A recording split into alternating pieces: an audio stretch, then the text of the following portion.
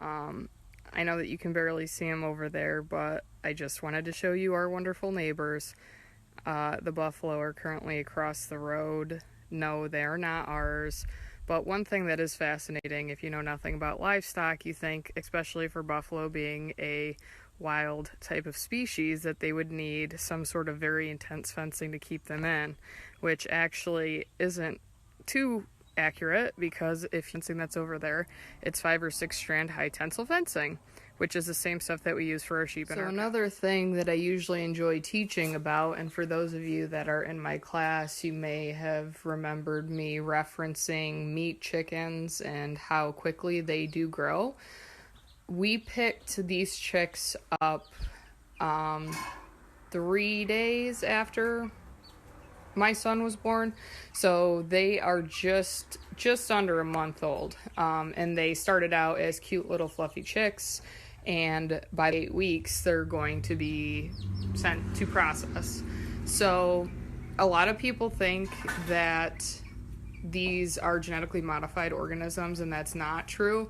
They've been selectively bred. The way that the genetics play out is basically to create this what some may refer to as a Hulk type of chicken that grows super fast and gets a lot of muscle very quickly.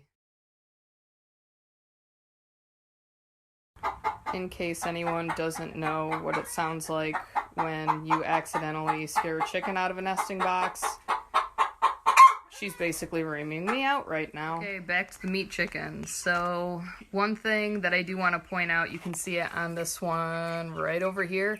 When it extended its leg, I don't know if it's a boy or a girl, I'm gonna guess a girl, but when it extended its legs, you could see how thick those legs are and how big those bones are in their legs. So one thing about this breed is that along the breeding process of getting what is known as the Cornish cross, that's obviously a trait that they selected for when they were breeding them so that they could support the weight of the chicken. It's not foolproof, because you do sometimes have fatalities with these chickens where they either get something called splayed leg, or basically their legs can't support their weight anymore. So obviously that's a fatal condition. There's no coming back from that when you're a fast-growing chicken that only lives for 8 to 12 weeks. Generally, when meat chickens are raised out on pasture, they're put in something called a chicken tractor, which is basically a mobile coop. It helps to prevent predators from accessing them, whether you're talking about like bald eagles or hawks. We do have some bald eagles around here.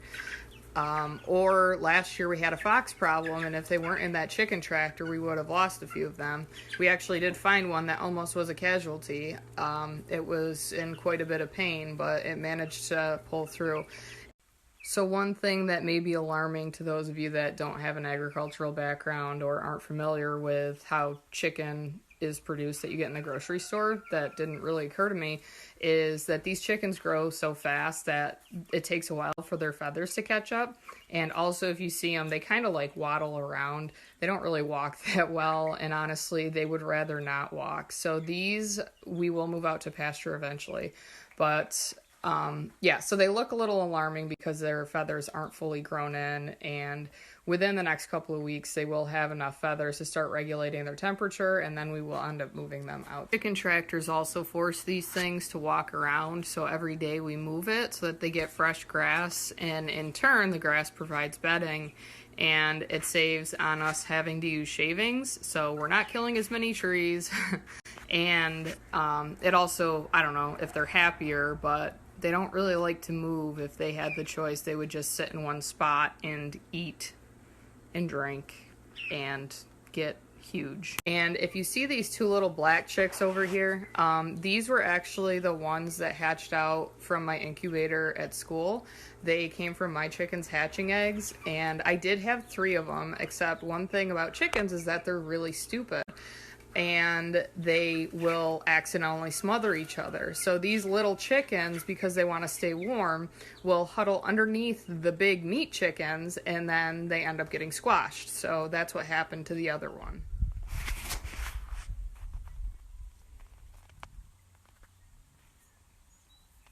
So these are some of our grow out chicks to be our layers. They should start laying around July. They are now currently 2 months old. We got them it was over February break, so before the coronavirus all hit. And we have a huge variety of breeds. This one right here that's eyeing me up is a white leghorn. So these are your general production laying breeds. They're white egg layers are the most common white. They're usually known for being flighty and kind of crazy. They're very efficient. I think they're estimated to lay up to 300 eggs in a year. So when you think about that, it takes 24 to 26 hours, I think, for an egg to develop in a productive hen. So they're very efficient for the amount of feed that they consume. The first day when I was posting, I had posted that picture of the blue lace red Wyandotte, or the splash lace red Wyandotte rooster. One of the choices was a barred rock, and a few people chose that, and I want to take this moment here because I have one right in front of me. This one with the barring, the white and the black streaks, that is actually a barred rock, and they are a brown egg layer. They're a pretty efficient breed for brown egg layer. Mine, at least my older barred rocks, the ones in the other coop, are really nasty. If they're on the nest, you don't want to be collecting eggs because they will peck you and draw blood. This one right here, I actually don't know what variety she is because I did get like a bargain mixed bunch, but I'm pretty sure that she's going to be a brown egg layer. If you look at the color of her beak, it's significantly different from the white leghorn, so she's definitely a cross of something.